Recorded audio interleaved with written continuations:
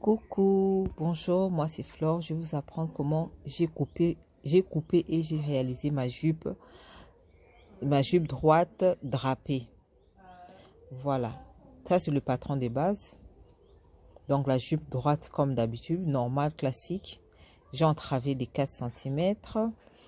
Et vous allez voir à la partie devant, normalement au devant il n'y a pas de cambrure, mais moi j'ai insisté, au patronage, insisté de garder ces lignes.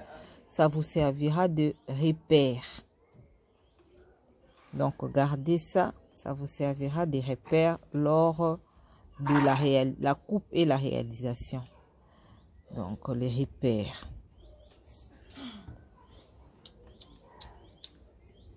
Voilà, ça c'est bon, l'introduction. Maintenant, je veux découper. Je vais découper pour faire le développement et la coupe. La coupe, ça sera directement sur le tissu. Mais le développement de ces modèles, ça se fera en miniature. Voilà, je viens de découper. Maintenant, qu'est-ce que je veux faire? Je veux les coller, le dos et le devant, parce qu'il n'y a pas il n'y a pas de couture au sous-bras. Donc, je veux coller ça, coller les deux. Je vais coller les deux sous-bras ici en bas. Je vais coller ça avec l'aide du scotch. Voilà, j'ai découpé. Voilà, la cambrure. J'ai ouvert les cambrures j'ai ouvert la ligne de cambrure et la ligne de hanche. Donc, j'ai coupé. En ouvrant là, donc j'ai coupé. Voilà la ligne de cambrure. Et la ligne de hanche. Donc ça aussi c'est la ligne de cambrure. Ça et ça, ce sont des lignes de cambrure là au-dessus. C'est la ligne de cambrure. Et ça c'est la ligne de hanche. Ça aussi c'est la ligne de hanche. Maintenant la partie du bas de la jupe. Quand j'ai collé, comme je disais tantôt, j'ai collé. Et maintenant j'ai divisé ça par 3. J'ai divisé ça par 3 et je vais découper pour ajouter de la valeur pour faire les drapages à l'aide de France. Voilà, maintenant je vais encore coller ici. Opa, ça glisse là. Je vais coller comme ça. Voilà l'importance des repères. Je vais coller comme ça. Ça aussi je vais faire la même chose. Je vais coller et garder toujours. Il faut que j'ajoute encore les repères ici. J'écrive le R. C'est très important lorsqu'on fait des patronages de nommer les pièces. Les pièces qu'on coupe là, c'est très important de les nommer. De peur que de confondre et ça c'est fini. Lorsqu'on confond cette partie à l'autre partie là, c'est fini, le modèle est abîmé. Donc il faut toujours nominer les parties. Voilà pourquoi c'est écrit tout ça. Voilà, je vais découper encore et ajouter les valeurs. Voilà, j'ai découpé. Ouais, voilà. Là, la taille, les lignes de cambrure, lignes de hanches et les restes des parties de la jupe que j'ai divisé par 3. Maintenant, je vais ajouter des ampleurs. Voilà, j'ai maintenant découpé toutes les parties de la jupe du patron. J'ai découpé toutes les parties, voilà, tout.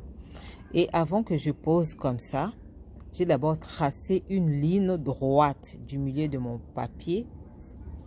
Là, vous allez faire ça sur votre patron en grandeur réelle. J'ai tracé une ligne droite. Après, j'ai commencé à poser les patrons, chaque partie pour que mon patron soit bien fait.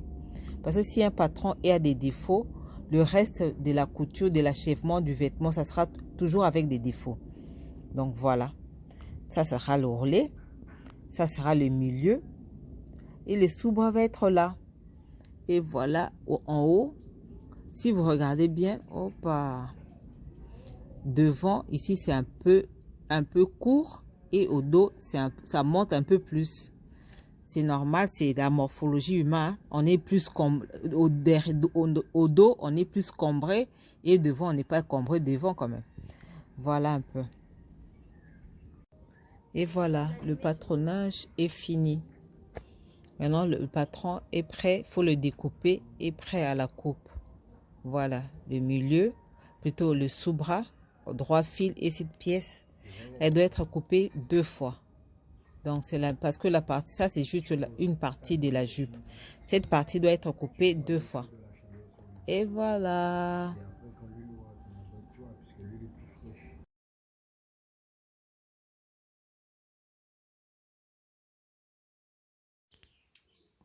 Voilà, je viens de passer les fils de France. Voilà. La partie jupe, parce que c'est 2 parties. Hein. Là, je vais filmer juste une seule partie. C'est le même travail que je veux faire ici. C'est le même travail que je veux faire dans l'autre partie. Sur l'autre partie. Ouais, c'est vraiment long. Bon, c'est très long comme ça parce que c'est pour moi et je suis très grande de taille. Donc, c'est une jupe qui va arriver jusqu'à la cheville. Voilà. Si vous regardez bien ici, à la taille, vous verrez qu'il y a une partie qui est plus grande que l'autre. Ici, c'est le dos qui est plus haut. Bon, là, c'est le milieu dos. Donc, c'est plus remonté par rapport au milieu, à la taille. C'est un peu, devant plutôt, c'est un peu plus bas. C'est la seule grande différence entre une jupe, la partie devant et la partie dos. Maintenant, pour les franges, j'ai passé, je ne sais pas si je vous avais montré ça, j'ai laissé les repères. Ces repères, c'est quoi? C'est comment on appelle ça? La cambrure. C'est la ligne de cambrure que j'ai ouvert comme ça. Voilà, ça c'est la ligne de cambrure. Donc, j'ai ouvert la ligne de cambrure. Et ça, c'est la ligne de hanche que j'ai ouvert. Ça, c'est des repères. Ce sont des repères. J'ai pris comme la ligne des hanches et la ligne de cambrure. Voilà, ça, c'est le devant. Et au dos aussi, on a la ligne de cambrure et la ligne de hanche. Maintenant, au dos, j'ai mis... Il y aura la fermeture au dos. La fermeture est claire, hein, ou bien visible, celle que je trouverai à la maison. Bon, j'ai mis je passe les fils de France, toute cette partie ici. Tout le milieu dos, jusqu'en bas. Jusqu'en bas, j'ai passé la file de France. Par contre, devant, ça c'est selon mon goût, j'ai passé le fil de France de la taille jusqu'à la première ligne de repère de la ligne de hanche. Pourquoi j'ai mis ça comme ça? Parce que ça sera la partie où les franges, donc les drapés en forme de France, seront fixés. Donc, ça sera condamné, ça ne bougera pas. Par contre, le reste de ces parties-là, je mettrai un fil pour tirer. Donc, je commençais à régler je commencerai moi-même à régler si je veux beaucoup de franges, si je veux pas beaucoup. Donc, vous allez voir un peu à la fin, vous allez voir quand la jupe sera finie, vous allez plus comprendre. Mais ce que je dis maintenant, vous allez le comprendre après. C'est un peu comme ça. Voilà, je vais passer maintenant, tirer les fils de France et on va se revoir. Voilà, comme vous voyez, je suis en train de piquer avec les fils que j'ai utilisé, les fils de France. Donc, voilà. Et ici. Donc, je les mets ensemble comme ça pour piquer. Donc, je pique je n'enlève pas encore le fil et je n'ai pas fait une piqûre pour fixer mes franges. Donc, je les laisse comme ça et je continue à piquer. Voilà, je viens de assembler le dos et les bons. Je viens d'assembler mes deux parties. Ça, ici, ça c'est le devant. Voilà, c'est comme ça, le devant. Le devant, voilà, jusqu'en bas. Comme je l'avais dit ici, je vais faire une piqûre. J'ai fait déjà la piqûre. Maintenant, je vais surpiquer à 1 cm de part et d'autre pour passer le fil, faire une coulisse pour passer les fils pour que je vais commencer à tirer les franges toute seule ici au devant. Et il y a une fente, j'ai mis la fente de 65 cm parce que moi la jupe elle m'arrive jusqu'à la donc en dessous de la cheville, peut-être 2-3 cm en dessous de la cheville, donc c'est très long. C'est pourquoi ma fente elle est à 65 cm. C'est 65 cm sans la valeur de couture. Ça, c'est le devant. Le dos. Donc là, c'est le milieu dos. Ça aussi, c'est le milieu devant. Les sous-bras sont là. Ici et ici. C'est ça les sous-bras. Le dos.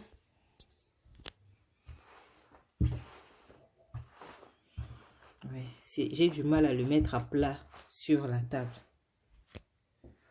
Comme c'est du drapage avec des francs, c'est un peu compliqué. Hop, voilà. Le dos, j'ai piqué jusqu'en bas. C'est faux. Ce que vous voyez ici, ce n'est pas que je l'ai fait exprès. Ce sont des francs. Je l'ai fait exprès que ça soit comme ça. J'ai posé la fermeture. J'ai préféré, j'ai pas voulu l'invisible, j'ai voulu ça. Je trouve ça comme ça un peu plus joli, selon moi. Voilà. J'ai déjà mis les fils pour le pour le manteau, ou plutôt pour le cintre. Donc, il me reste que la ceinture. Maintenant, je vais poser la ceinture, passer faire les coulisses.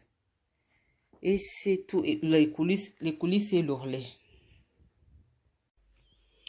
Là, je suis en train de faire une sorte de petite boutonnière hein, pour faire passer les fils de France, si je peux dire, qui va tirer le... Là, je viens de monter ma ceinture. J'ai pas encore fini. Je vais juste piquer là. J'ai monté la ceinture. Voilà. À l'intérieur. Maintenant, pour achever le devant,